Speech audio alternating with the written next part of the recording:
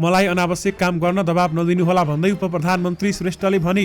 प्रहरीले उजुरी लिन नमानेपछि गृहमन्त्री रवि लामिछानेलाई सिकेराउतको फोन। कलाकार दुर्गेश थापामाथि स्टेजमै आक्रमण। डिजिटल माध्यमबाट प्रेस स्वतन्त्रतामाथि आक्रमण बढ्यो भन्दै पत्रकार महासंघले भन्यो। सुदूरपश्चिममा माओवादीले छान्न सकेन संसदीय दलको नेता। गृहमन्त्री भएकोमा शेरबहादुर देउवाले दिए गृहमन्त्री रवि लामिछानेलाई बधाई। जसपा सरकारमा जाने कि नजाने निर्णय गर्ने जिम्मा राजनीतिक समितिलाई। कांग्रेसमा सत्ता गुम्दाको आक्रोश निशानामा सभापति र महामन्त्री। मागमा महाधिवेशन गर्ने विवेकशील साझा पार्टीको निर्णय। नेपालको सार्वजनिक ऋण 20 खर्ब 7 अर्ब। विश्व बैंक सबभन्दा ठूलो ऋणदाता। जनतालाई पीर मर्कामा पार्ने कुनै पनि निर्णयमाथि कठोर कदम चाल्छु भन्दै प्रचण्डले भने। अबको राजनीति वामपन्थी र गैर वामपन्थी दुई ध्रुवमा बाँडिन सक्छ भन्दै विश्वप्रकाश शर्माले भने।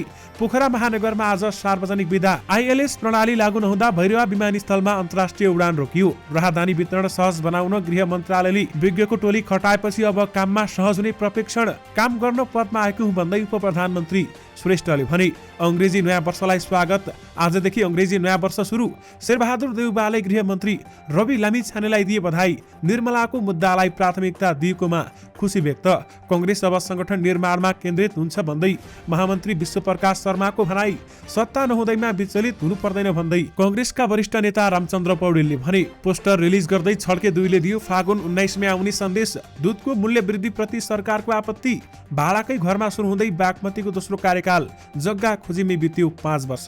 निजी डेरीले बढाउन थाले दूधको मूल्य, किसानले पाउलान् त। यसबारे महत्त्वपूर्ण जानकारी।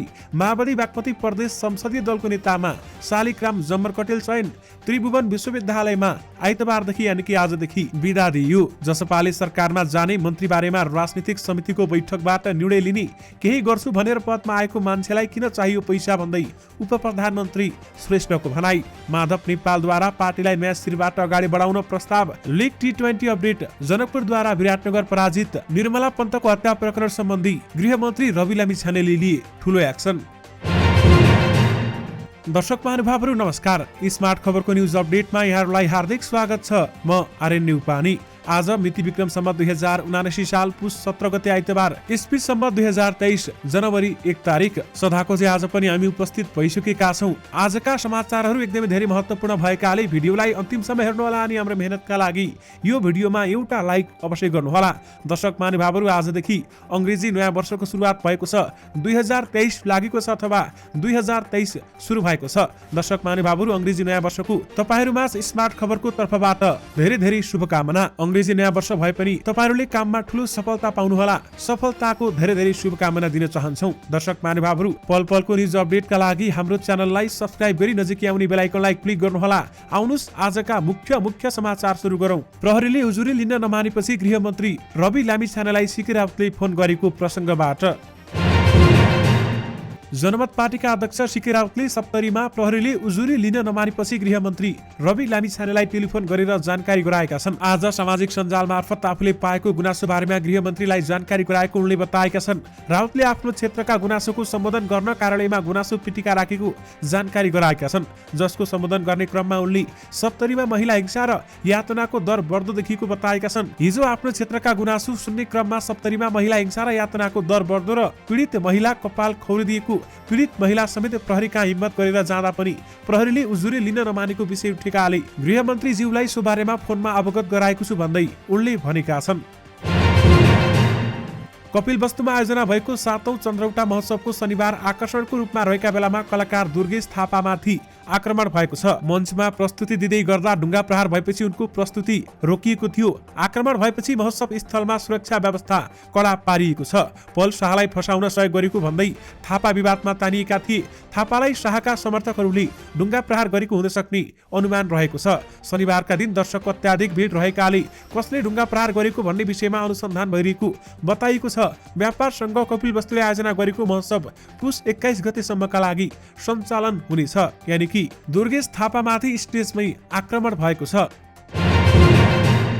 गठबन्धन भत्किएर सत्ता विमुख भएको नेपाली कांग्रेसभित्र राजनीतिक घटनाक्रमको मन्थन भइरहेको छ। गठबन्धन बचाउन नसकेको भन्दै संस्थापनेतर पक्षबाट सभापति शेरबहादुर देउबा विरुद्ध घेराबन्दीको संकेत देखिन्छ।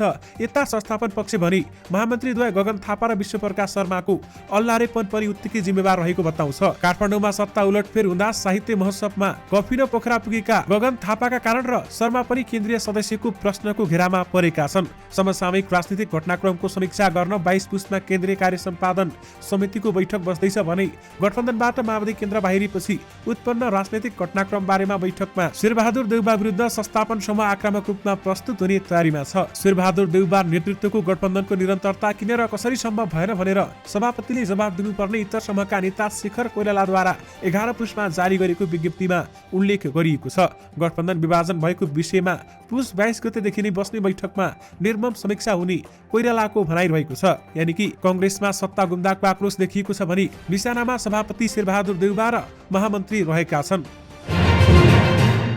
पूर्व प्रधानमन्त्री एवं नेपाली कांग्रेसका सभापति शेरबहादुर देउबाले उपप्रधान तथा गृहमन्त्री रवि लामिछानेलाई बधाई दिएका छन्। आज शेरबहादुर देउबाले उनलाई उपप्रधान तथा गृहमन्त्री बनेकोमा बधाई दिएको लामिछानेका सचिवालय संयोजक दीपक बोहराले जानकारी दिनुभएको छ। उनले बधाई दिँदै सफल कार्यकालको लागि शुभकामना समेत दिएका छन्। यस्तै निर्मला पन्तको थप अनुसन्धान गर्न पहिलो निर्णय गरेकोमा खुशी व्यक्त समेत गरेको बोहराले बताएका छन्। दर्शक महानुभावहरू, गृहमन्त्री रवि लामिछानेले निर्मला पन्त प्रकरणमा अनुसन्धान थालेका छन् र त्यसको लागि उनले आफ्नो टोलीको संगठन समेत बनाएका छन्। यानि कि आफ्नो समिति बनाएका छन् र उक्त समितिले निर्मला पन्तको हत्यारा पत्ता लगाउन अनुसन्धान गर्नेछ। दर्शक महानुभावहरू, पहिला जे भयो अहिले निष्पक्ष ढङ्गले अनुसन्धान गर्ने गृहमन्त्री रवि लामिछानेको भनाइरहेको छ। दर्शक महानुभावहरू, निर्मला प्रकरण सम्बन्धी रवि लामिछानेले ठूलो कदम चाल्न थालेका छन्। उपप्रधान तथा भौतिक पूर्वाधार तथा यातायात मन्त्री नारायण काजी श्रेष्ठले आफू शक्ति र पैसाको लागि नभई काम गर्नका लागि पदमा आएको बताएका छन्। आज एक कार्यक्रममा उनले आफू पद र शक्तिका लागि भन्दा पनि देश सेवाले अथवा देशको सेवाका भावले केही गर्नुपर्छ भन्ने आफ्नो सोच रहेको बताएका छन्। उनले आफूसँग कुनै चलचल सम्पत्ति तथा एक किता सेयर पनि नरहेको बताएका छन्। राष्ट्रिय सभा सदस्य भएकाले त्यही एउटा राष्ट्रिय सभाले खोलिदिएको बैंक खाता छ, अरू कुनै बैंक खातामा 1 रुपियाँ पनि छैन। उनले भने न घर छ न जग्गा छ, भएको पैतृक सम्पत्ति पनि बेचेर ऋण पान तिरे, बाँकी रहेको पैसा पार्टीकै लागि दिएको छु भन्दै उनले बताएका छन्। आफूलाई यहाँसम्म आइपुग्न प्रतिष्ठान र आफ्ना नातेदारको भूमिका पनि महत्त्वपूर्ण रहेको उनले बताएका छन्। तपाईहरूले मलाई कुनै आवश्यक काम गर्न दबाब दिनु भएन, तपाईहरूको हौसला मेरा लागि सधैँ प्रेरणा बन्यो। उनले भने ऐन विपरीत तपाईहरूले मलाई काम गर्न कुनै दबाब दिनु भएन र त्यसकारण म अहिले यहाँ छु। कार्यक्रममा प्रतिष्ठानका सचिव समेत रहेका मनोज बाबु श्रेष्ठले माओवादी शान्ति प्रक्रियामा आउँदादेखि हालसम्म पनि नेता श्रेष्ठको भूमिका सधैँ केन्द्रमा रहेको पनि बताएका छन्। यानि कि मलाई आवश्यक काम गर्न दबाब नदिनुहोला भन्दै उपप्रधानमन्त्री श्रेष्ठले भनेका छन्। दर्शक महानुभावहरू, चालु आर्थिक वर्ष 2079-80 को पहिलो त्रैमाससम्ममा कुल सार्वजनिक ऋण 20 खर्ब 7 अर्ब 84 करोड पुगेको छ। सार्वजनिक ऋण व्यवस्थापन कार्यालयको पहिलो त्रैमास प्रतिवेदन अनुसार गत असार मसान्तसम्मको तुलनामा असोज मसान्तसम्ममा सार्वजनिक ऋण 0.27% घटेको हो। गत असार मसान्तसम्ममा नेपालको कुल सार्वजनिक ऋण रु 20 खर्ब 13 अर्ब 29 करोड बराबर थियो भने सार्वजनिक ऋण व्यवस्थापन कार्यालयका अनुसार पहिलो त्रैमास अवधिसम्ममा नेपालको कुल बाह्य ऋण रु 10 खर्ब 50 अर्ब 23 करोड छ भने आन्तरिक ऋण रु 9 खर्ब 57 अर्ब 61 करोड बराबर रहेको छ।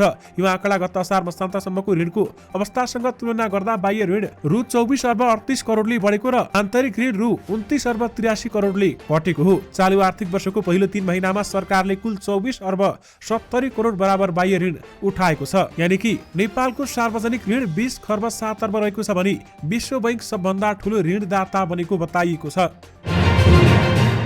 प्रधानमन्त्री पुष्पकमल दाहाल प्रचण्डले देशलाई आर्थिक संकटबाट पार लगाउने गरी काम गर्ने बताएका छन्। दर्शक महानुभावहरू, आज एक कार्यक्रममा यो कार्यकालमा काम धेरै र जनताको सेवा धेरै गरेर प्रस्तुत हुने प्रतिज्ञा पनि गरेका छन्। पहिलो क्याबिनेट बैठकबाट देशको अगाडि अर्थतन्त्रमा सुधार गर्नुपर्ने ऐतिहासिक आवश्यकता, त्यो संकट पार लगाउनु पर्ने आवश्यकता, सुशासन कायम गर्नुपर्ने ऐतिहासिक आवश्यकता, भ्रष्टाचार र व्यथिति नियन्त्रण गर्न आवश्यकता, जनतालाई विभिन्न क्षेत्रमा पाइरहेका शास्तिहरूबाट मुक्त गर्नुपर्ने आवश्यक इङ्गित गरेर मैले निर्णय गरेको छु भन्दै प्रधानमन्त्री प्रचण्डले भनेका छन्। जनतालाई पीर मर्कामा पार्ने कुनै पनि निर्णयमाथि मैले कठोर कदम चलाएर जनता र राष्ट्रको पक्षमा नै जाने संकल्प लिएको छु। उनले सुशासन र समृद्धिको नयाँ युगको सूत्रपात गर्न एकजुट हुन अपिल पनि गरेका छन्। दर्शक महानुभावहरू, गृहमन्त्री रवि लामिछानेले ठूलो एक्सन लिएका छन्। गृह मन्त्रालयले राहदानी नागरिकता र राष्ट्रिय परिचय पत्र वितरण सहज बनाउन विज्ञको टोली खटाएको छ भने मन्त्रालयका प्रवक्ता एवं सहसचिव फणिन्द्रमणि पोखरेलका अनुसार नागरिकलाई सहज रूपमा राहदानी नागरिकता र परिचय पत्र वितरण गर्न विज्ञको टोली खटाइएको हो भने 4 विज्ञ सदस्यीय टोलीले 3 दिन यता राहदानी विभागसँग समन्वय गरी काम गरिरहेको छ। राहदानी वितरणमा सबैभन्दा बढी भिडभाड हुने देखिएको हुँदा सुरुमा त्यही केन्द्रित भएर काम अघि बढेको पनि प्रवक्ता श्रेष्ठले बताएका छन्। 3 दिन भए विज्ञको टोली खटिएको छ। समस्या के हो पहिचान गरी आफैले सक्ने भए समाधान गर्ने र नभए सहयोग माग्ने गरी खटाइएको छ भन्दै उनले बताएका छन्। दर्शक महानुभावहरू, उक्त निर्णय गरेपछि गृहमन्त्री रवि लामिछाने राहदानी विभागमा पुगेर विभिन्न समस्याहरू बारेमा जानकारी पनि लिइसकेका छन् र राहदानी विभागलाई सहज ढङ्गले सञ्चालन गर्ने र नागरिकता र राष्ट्रिय परिचय पत्र र साथमा राहदानीलाई सजिलै रूपमा तपाईहरूले पाउन सक्ने व्यवस्था मिलाउनेछु भन्दै रवि लामिछानेले प्रतिबद्धता लिएका छन्। यस बारेमा थप अपडेट आएमा तपाईहरूमा पक्कै पनि लिएर आउने नै छौं। दर्शक महानुभावहरू, आजदेखि नयाँ वर्ष अथवा अंग्रेजी नयाँ वर्ष सुरु भएको छ। अंग्रेजी नयाँ वर्षलाई स्वागत गर्नका लागि काठमाडौँमा विभिन्न कार्यक्रमहरू आयोजना गरिएका छन् भने पर्यटकको केन्द्र मानिएको ठमेलमा सडक महोत्सवको आयोजना गरिएको छ भने विभिन्न रेस्टुरेन्ट, बार तथा क्लबहरूमा पनि विशेष कार्यक्रमहरूको आयोजना गरिएको छ। पुसको जाडोमा प्रभाव नगरी मानिसहरू नयाँ वर्ष मनाउन निस्किएका छन् भने विभिन्न ठाउँका तस्बिरहरू तपाईहरूले स्क्रिनमा देखिरहनु भएको छ। दर्शक महानुभावहरू, फेरि एकपटक अंग्रेजी नयाँ वर्षको तपाईहरूमाझ धेरै धेरै शुभकामना। तपाईहरूले सोचेका सबै कामहरू पूरा हुन्, तपाईको परिवार सुरक्षित रहोस् र तपाईको स्वास्थ्य पनि स्वस्थ रहोस्, हामी यही कामना गर्न चाहन्छौं। नेपाली कांग्रेसका महामन्त्री विश्वप्रकाश शर्माले कांग्रेस अब संगठन निर्माणमा केन्द्रित हुने बताएका छन्। आज एक कार्यक्रमलाई सम्बोधन गर्दै उनले कांग्रेस अब 5 वर्षपछि सरकार बनाउने गरी संगठन निर्माण र विस्तारमा लाग्ने बताए। उनले आलोचनाका बीचमा नेकपा माओवादी केन्द्र लगायत दलहरूसँग गठबन्धन गरिएको भए पनि अहिले जोगाउन नसकिने बताए। झापा क्षेत्र नम्बर 1 बाट प्रतिनिधि सभा सदस्य समेत रहनुभएका उहाँले सत्ता गुम्दैमा नातिन कार्यकर्ताहरूलाई आग्रह गरेका छन्। सत्ता समीकरणको फेरबदललाई अनपेक्षित घटनाको संज्ञा दिँदै उनले जननिर्वाचित प्रधानमन्त्री बीपी कोइरालालाई पनि अपदस्थ गरिएको इतिहास पनि रहेको बताएका छन्। केही निजी डेरीले उपभोक्तालाई मार पर्ने गरी गरेको दुधमा गरेको मूल्य वृद्धि प्रति सरकारले आपत्ति जनाएको छ। सरकारसँग समन्वय नगरिकन उपभोक्तालाई असर पर्ने गरी दुधमा गरेको मूल्य फिर्ता लिन आग्रह गरिने भएको छ। केही निजी डेरीहरूले शनिबारदेखि लागू हुने गरी लिटरमा 14 रुपियाँ मूल्य वृद्धि गरेको छ भने अब उपभोक्ताले दुधको प्रति प्याकेट आधा लिटरलाई 50 रुपियाँ तिर्नुपर्ने हुन्छ। यसअघि प्रति पोका 48 रुपियाँ उपभोक्ताले दुध किन्न पाउँथे, तर त्यसमा खुद्रा मूल्य 2 रुपियाँ वृद्धि गरी 50 रुपियाँ पुर्याइएको छ। राष्ट्रिय दुध विकास बोर्डका प्रमुख डाक्टर राजेन्द्र यादवले डेरी उद्योगले गरेको मूल्य वृद्धि ऐन र नियम विपरीत रहेको बताएका छन्। उनले भनेका छन्, डेरी उद्योगले गरेको यो मूल्य वृद्धि राष्ट्रिय दुग्ध विकास नीति 2078 र राष्ट्रिय दुग्ध विकास ऐन विपरीत रहेको र यसप्रति हाम्रो गम्भीर ध्यानाकर्षण भएको छ भन्दै बताइएको छ। यानि कि दुधको मूल्य वृद्धि प्रति सरकारले आपत्ति जनाएको छ।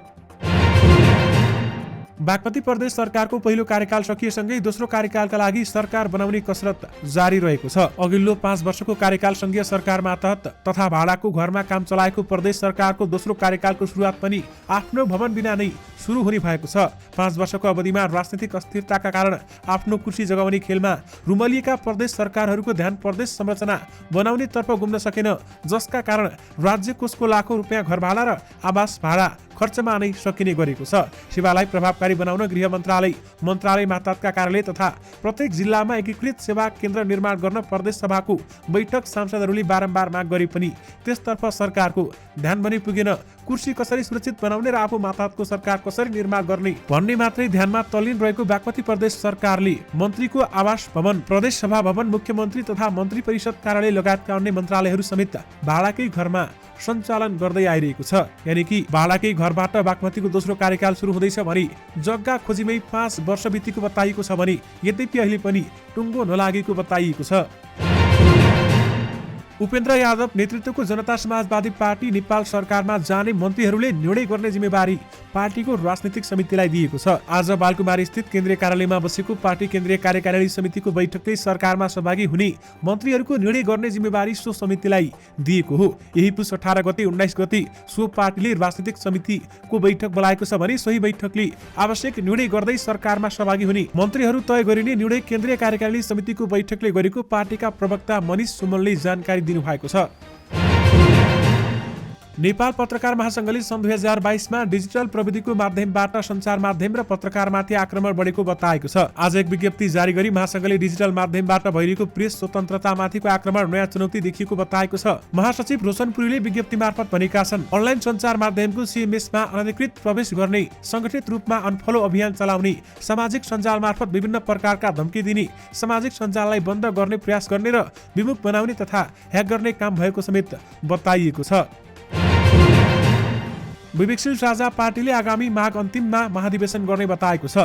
शुक्रबार र शनिबार तनहुँको बन्दीपुरमा भएको भेलाले माघ 27 र 28 गते महाधिवेशन गर्ने निर्णय गरेको हो। भेलाले 16 पुसदेखि लागू हुने गरी पार्टी केन्द्रीय समितिलाई महाधिवेशन आयोजक समितिका रूपमा रूपान्तरण समेत गरेको छ भने पार्टी निर्माणको विभिन्न भूमिकामा परिवर्तन भएका, कारबाहीमा परेका, निष्क्रिय भएका सदस्यहरूलाई निशर्त महाधिवेशनमा समेट्ने निर्णय गरेको छ। साथै वैकल्पिक राजनीतिक वकालत गर्ने दल समूह, स्वतन्त्र उम्मेदवारी लिएका व्यक्तिहरूलाई समेत महाधिवेशनमा समेट्न राजनीतिक संवाद समिति गठन गर्ने निर्णय समेत भेलाले गरेको छ।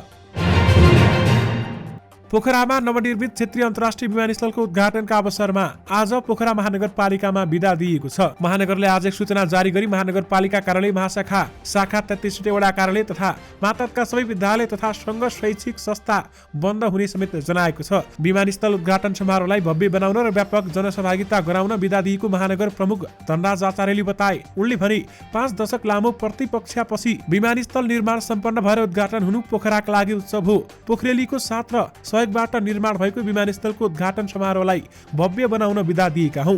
महानगरले निजी क्षेत्रलाई बिदा दिएर उत्सवमा सहभागी हुन आग्रह गर्दै साँझ घर घरमा दीपावली गर्नका लागि महानगरवासीमा अनुरोध समेत गरेको छ। विमानस्थल समुद्घाटन अघि महानगरले बिहान अमरसिंह चौरबाट विभिन्न जात जातिको झाँकी, मौलिक वेशभूषा सहितको र्याली आयोजना गरिने समेत जनाएको छ। यानि कि पोखरा महानगरमा आज सार्वजनिक बिदा दिएको छ भने आज साँझ दीपावली गरिने बताइएको छ। गौतम बुद्ध जन्मस्थल लुम्बिनी भ्रमणका लागि अक्टोबरदेखि मार्चसम्मको समय उत्तम मानिन्छ भने अधिकांश पर्यटक यस अवधिमा लुम्बिनी भ्रमणको कार्यक्रम बनाइरहेका हुन्छन्। गौतम बुद्ध अन्तर्राष्ट्रिय विमानस्थल निर्माणपछि पर्यटन व्यवसाय पनि यहाँ आउने पर्यटकको संख्यामा बढ्नेमा विश्वस्त थिए, तर पर्यटक आउने मुख्य सिजनमा भने विमानस्थलमा हवाई उडान अवरुद्ध हुँदा उनीहरू निराश भएका छन्। हाल खराब मौसमका कारण विमानस्थलमा विमान अवतरण गराउन नसक्ने भन्दै उडान स्थगित हुन थालेपछि यहाँको पर्यटन व्यवसाय प्रभावित भएको छ। प्रतिकूल मौसमका कारण बुकिङ रद्द गर्नु परेको Nepal tours and travel agent संघ नाटाका प्रदेश अध्यक्ष रचना पन्तको भनाइरहेको छ। लुम्बिनीमा पुष, माघ र फागुनमा बढी पर्यटक घुम्न आउने गरेका छन् भने उनले भने यस्तो समयमा प्रतिकूल मौसमका कारण उडान रद्द गर्नु पर्दा पर्यटक यहाँ आउन पाएका छैनन् भन्दै बताइएको छ। यानि कि आइएलएस प्रणाली लागू नहुँदा भैरवा विमानस्थलमा अन्तर्राष्ट्रिय उडान रोकिएको छ। नेपाली कंग्रेसका वरिष्ठ नेता रामचन्द्र पौडेलले बदलिदो अवस्थामा कंग्रेस कार्यकर्ता निराश हुनु नपर्ने बताएका छन्। आज एक कार्यक्रममा बोल्दै उनले सत्ता नहुँदैमा निराश नहुन कंग्रेस कार्यकर्तालाई आग्रह समेत गरेका छन्। उहिलेको जस्तो अवस्थामा विगतमा पनि कंग्रेसले सामना गरेर आएको उल्लेख गर्दै पौडेलले भने कंग्रेसले सशक्त प्रतिपक्षको भूमिका निर्वाह गर्छ, त्यसैले आत्तिनु पर्दैन भन्दै उहाँले बताउनु भएको छ। अनमोल केसी स्टारर फिल्म छड्के 2 निर्धारित मिति फागुन 19 गते नै रिलिज हुने भएको छ। निर्माताले शनिबार नयाँ पोस्टर सार्वजनिक गर्दै आफू पछि नहट्ने सन्देश दिन चाहेका छन्। मुख्य मल्टिप्लेक्स चेन क्युएफएक्सले उक्त मितिमा छक्का पञ्जा 4 लाई मात्र रिलिज गर्ने योजना बनाइरहेको पृष्ठभूमिमा छड्के 2 ले पोस्टर रिलिज गरेको हो। पोस्टरमा अनमोल सहितका 7 जना कलाकार फिचर छन् भने यार्सा गुम्बा लगायतका बहुमूल्य जडीबुटी तस्करी र बदलाको कथावस्तुमा निर्माण भएको फिल्ममा अनमोल सहित रबिन तामाङको प्रमुख भूमिका रहेको छ। निगम श्रेष्ठको निर्देशनमा तयार भएको फिल्ममा अनमोलको अपोजिटमा रेशा आले मगरले अभिनय गरिरहेका छन् भने चितौन र मनाङमा छायाङ्कन भएको फिल्म सन् 2013 को छड्केको दोस्रो श्रृङ्खला हो। हामीसँग कुरा गर्दै वितरक सुनिल बानन्दरले निर्धारित मितिमै छड्के 2 प्रदर्शन हुने पनि बताए, तर क्युएफएक्समा रिलिज हुने वा नहुने बारेमा उनले केही पनि बताएका छैनन्। नेकपा माओवादी केन्द्रको बागमती प्रदेश संसदीय दलको नेतामा शालिग्राम जम्मर कटेल चयन भएका छन्। जम्मर कटेलको नाम सर्वसम्मतिले पारित भएको प्रदेशसभा सदस्य युवराज दुलालले हामीलाई जानकारी गराउनु भएको छ। सर्वसम्मतिले उहाँ शालिग्राम जम्मर कटेलको नाम चयन भयो। चुनावमा जान आउने सदस्यहरूले मान्नु भएन भन्दै दुलालले भने प्रदेश अध्यक्ष तथा सांसद सरल सहयात्री पौडेल लगायतको असहमतिबीच नेतृत्वले गरेको प्रस्ताव अनुरूप उनको नाम सर्वसम्मत पारित भएको हो। त्रिभुवन विश्वविद्यालय त्रिवीले जाडो बढीसँगै हिउँदै विदा गर्ने भएको छ। त्रिवी अन्तर्गत आङ्गिक र सम्बन्ध प्राप्त क्याम्पसमा यही पुस 17 गतेदेखि हिउँदै विदा गर्न थालेको हो।